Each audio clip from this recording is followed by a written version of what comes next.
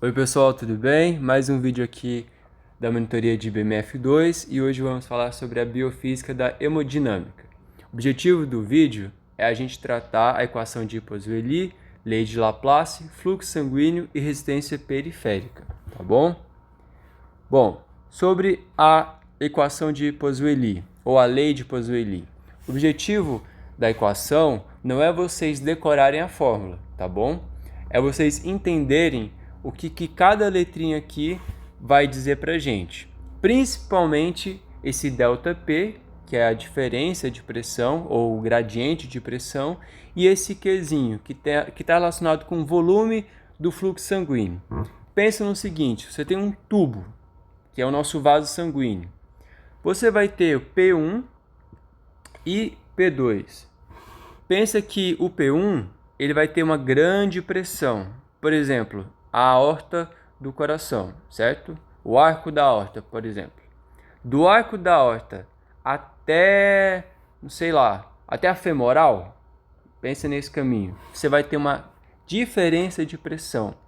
Se o P1 tem uma grande pressão e o P2 tem uma pequena pressão, a tendência é o fluxo sanguíneo ir do maior para o menor pressão.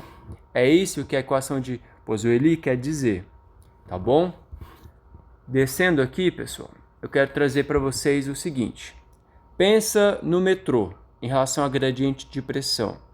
Quando você está na fila do metrô, querendo entrar no metrô, aqui fora a pressão vai ser maior. Por quê? Porque tem muita gente. Dentro do metrô não tem ninguém, então a pressão é menor. Qual é a tendência do movimento? Ir do mais para o menos. Aqui ao lado eu coloquei um exemplo para vocês perceberem que é o seguinte. À medida que você tem algum tipo de obstrução no vaso, você vai ter esse gradiente de pressão modificado. Por quê? Porque pensa, se você tem uma placa de gordura, ou aterosclerose no vaso sanguíneo, você concorda que aqui pode ter maior pressão, aqui pode ter menor pressão. Então era para ser do mais para o menos, o movimento seria da esquerda para a direita. Com uma obstrução fica mais difícil de você seguir o fluxo sanguíneo normal. A gente vai falar daqui a pouquinho da resistência periférica que isso promove, tá bom? Por enquanto, eu quero que vocês lembrem do gradiente de pressão, tá certo? E qual que é a importância clínica da lei de Poiseuille? É o stent ou a angioplastia. A gente consegue fazer essa desobstrução por conta desse stent. Você vai colocar, um balãozinho que ele vai se inflar e essa inflação, né, vai conseguir que acabe com essa gordurinha aqui, que elimine ela para que o fluxo sanguíneo possa correr normalmente, seguindo sempre o gradiente de pressão, de maior pressão para menor pressão. Depois de Poiseuille, ou Poiseuille, você vai ter que entender da lei de Laplace. O que a lei de Laplace fala? Qual é o enunciado dela? Quanto maior o raio, maior será a tensão exercida na parede desse vaso sanguíneo para manter uma mesma pressão. Então vamos devagar. Se você olhar a fórmula, que não precisa decorar, você entende melhor o que a frase está dizendo.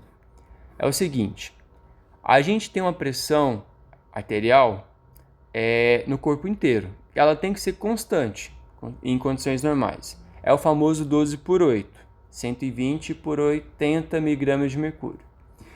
Para você manter essa pressão, você precisa regular, fazer uma relação entre o raio desse vaso sanguíneo e a tensão exercida na parede desse vaso.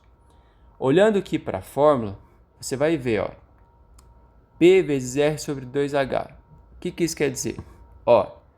Se o raio aumenta, a tensão tem que aumentar. Isso para a pressão constante. Em outras palavras, é o seguinte. Quanto maior o raio no vaso sanguíneo, maior vai ter que ser a tensão para suportar a pressão que a gente quer manter, a 12/8.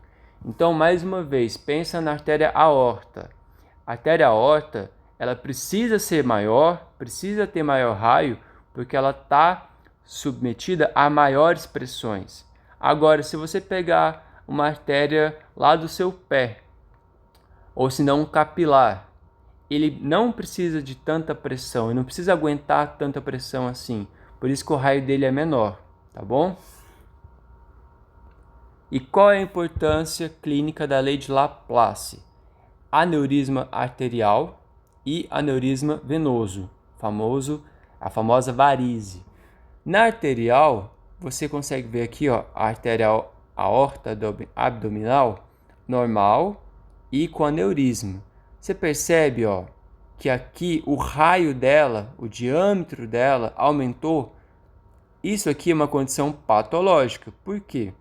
Porque a tensão dessa aorta está sendo maior do que ela consegue suportar. Por isso que o raio dela está aumentado. E pode estourar isso aqui, causando hemorragia. No caso do aneurisma venoso, da varizes, ó, você está tendo dificuldade no retorno venoso. As válvulas não estão funcionando como deveriam.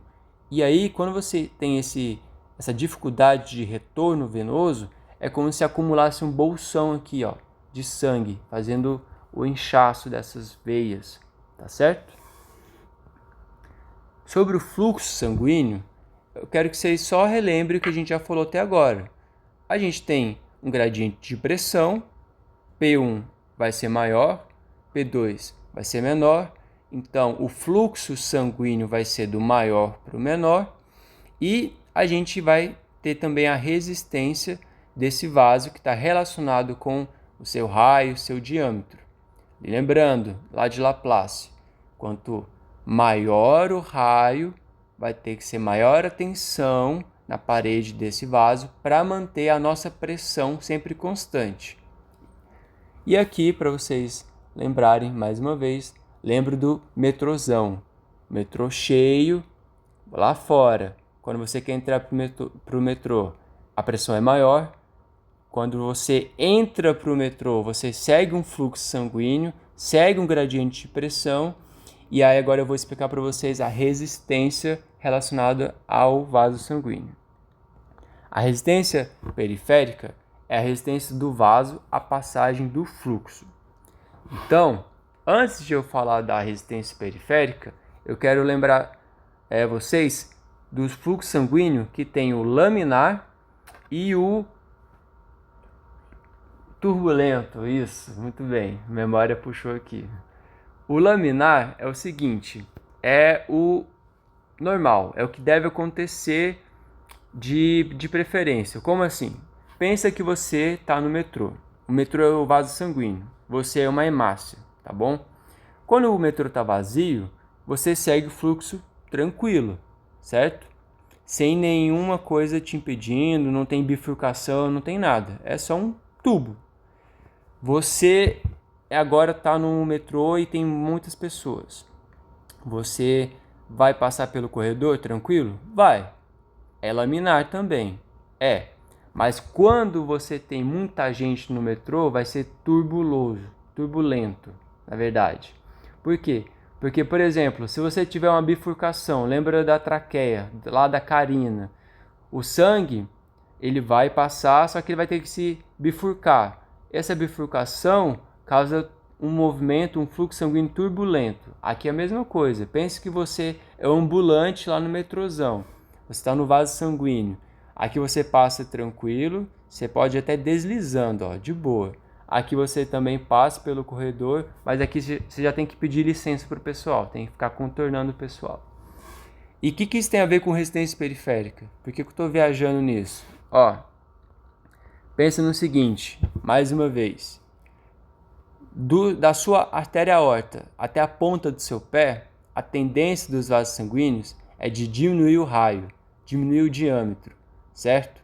Se você diminui o raio, você vai ter uma maior resistência para esse fluxo sanguíneo, vai ser mais apertado, vai ser mais difícil do fluxo sanguíneo passar, percorrer, tá certo?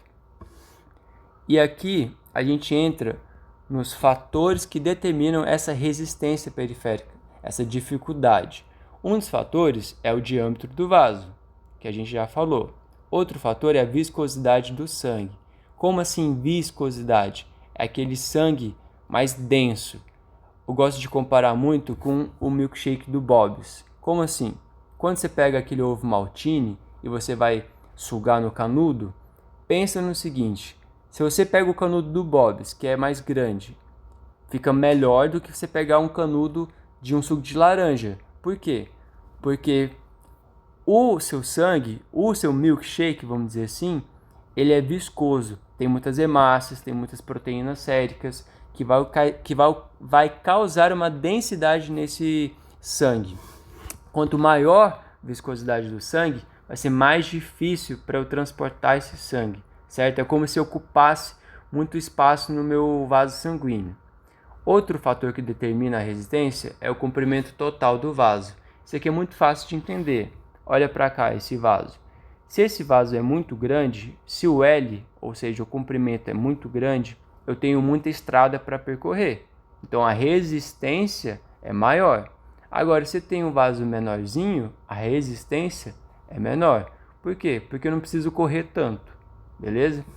E aqui esse donuts, que ele tem a ver? É só para você lembrar do diâmetro. Se você tem um lúmen, né, menor, você vai ter uma resistência maior.